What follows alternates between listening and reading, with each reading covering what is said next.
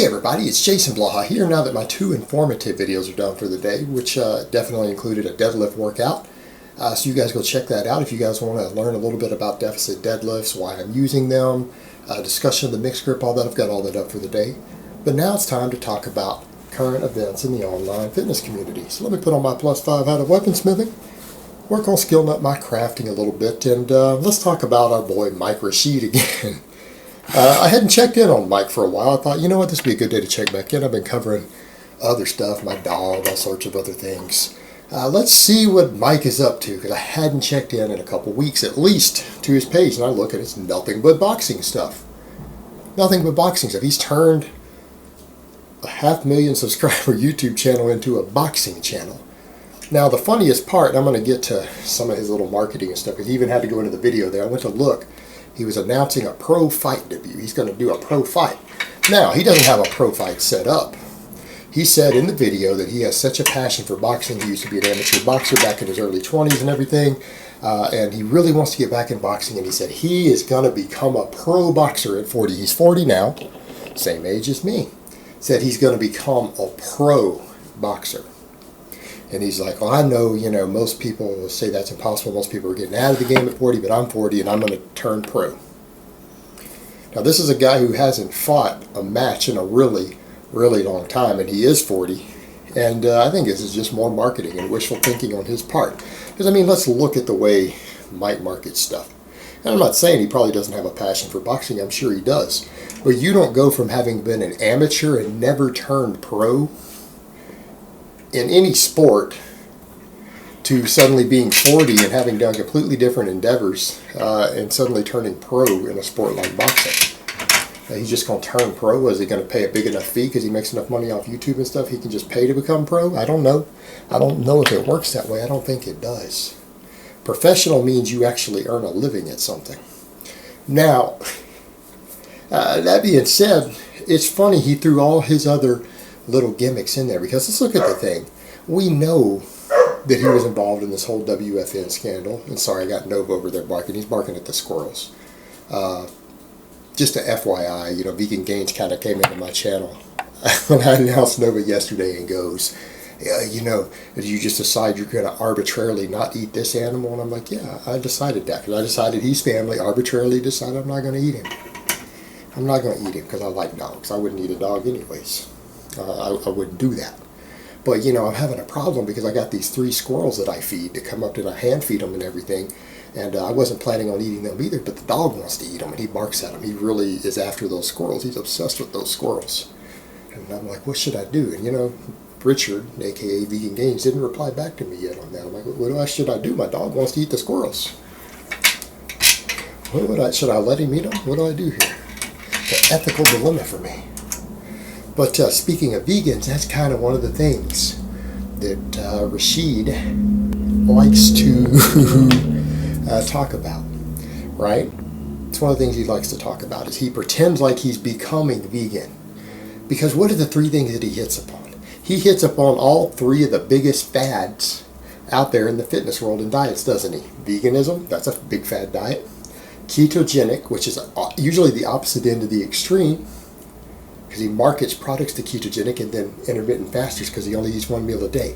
You notice he tries to combine all 3 together. And people say, why would he do that? That doesn't even make sense. You know why he does it? So he can try to sell products to all 3 groups. To market to all 3 groups, he says things like, well, I'm not a vegan, but I cut meat out of my diet.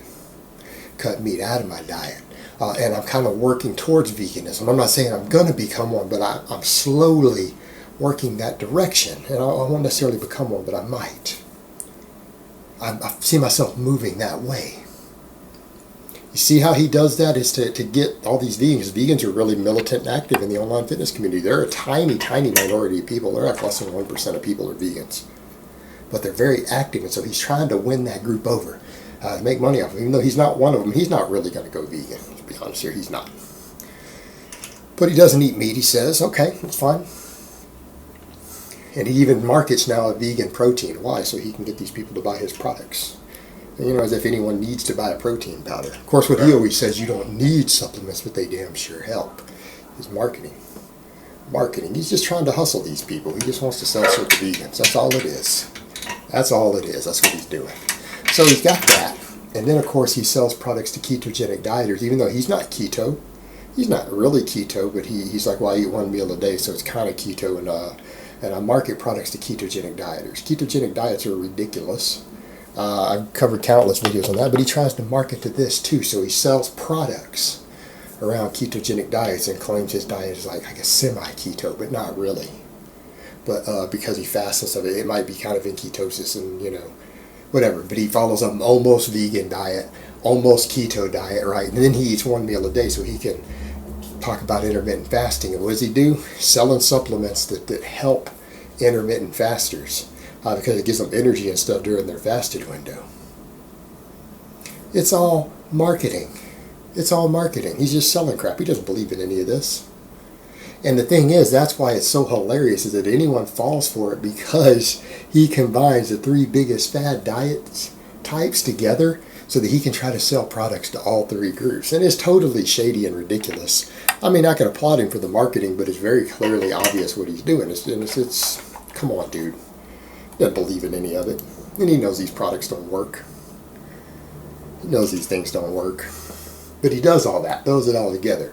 And now he's going to go to bodybuilding. He probably realizes bodybuilding is dying. All these bodybuilders are dying, literally. Bodybuilding, as far as YouTube fitness goes, I promise you, in another few years, it's going to be dead. Because after all these other guys drop dead, we've already had some. You're going to lose CT, even though he did some bodybuilding later. Who else are you going to lose? Cali Muscle probably going to die. Jerry Ward's probably going to die. These guys don't appear to be in the best of health. I don't think they're going to be around in a few years. So when more of these guys start dropping dead, and he sees this, he sees the money, he knows, because I'll give Mike that, he knows bodybuilding is going to be dead. He needs to get out of this crap. He needs to get out of this bodybuilding community, because he knows in the long term there's going to be no money in it. Everyone sees it. The writing's on the wall. At least in YouTube fitness, and all these guys keep dying. Everyone's going to be like, what about this bodybuilding crap? But they can get into boxing, be about athleticism. Boxing's a legitimate sport. Boxers are legitimate athletes. Multi-talented athletes. You actually need several different athletic skills to be a good boxer. I mean, you need to be able to actually box. You need the skill of boxing itself. But you need stamina, agility, speed, power. You need a lot of different things to be a good boxer, right?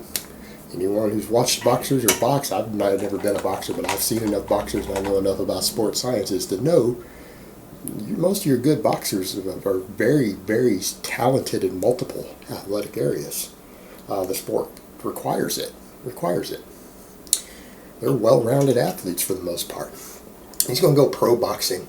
And it's interesting, he talks about, he watched all these guys that he saw coming up who weren't good boxers. They weren't even good. And they're getting $1 million contracts because they worked hard enough. Like, really, Mike, come on. People who aren't any good and getting $1 million contracts at a sport, or you $1 million fights who aren't any good. How do we define good then? It's almost as if to imply that he knows that he's better, and had he gone the route of boxing, he could have gotten better fights. That's what it comes down to. It's this hyping himself up. It's a humble brag, essentially what it is. He's going to hype himself up, and then he's going to try to promote boxing here, and he's going to make money off of boxing, off YouTube, and he'll do that. But then he's like, I'm going to go pro. He's not going to go pro and go far. He's 40 years old. He's 40 years old, and he's been out of that game and doing other stuff. It's going to be a marketing ploy. It's going to be a marketing ploy, and then what he's going to do, because he's already got a big following, he's going to get more guys involved in boxing, and that's okay. You want to get people involved in the sport? That's fine. I don't see anything wrong with people taking people away from bodybuilding and putting them into something more athletic. Probably better in the long term. The head injuries and stuff aside in boxing. It's still less dangerous than bodybuilding. Get him involved in that, and then he'll launch his line of boxing products. Boxing shorts. He's going to have boxing gloves. Of course, he's going to have to change his diet. He's not going to be doing serious boxing with intermittent fasting. That's not going to work. Not going to be doing serious boxing doing low-carb stuff. He's going to need to get on a more balanced diet for an athlete if he wants to be successful.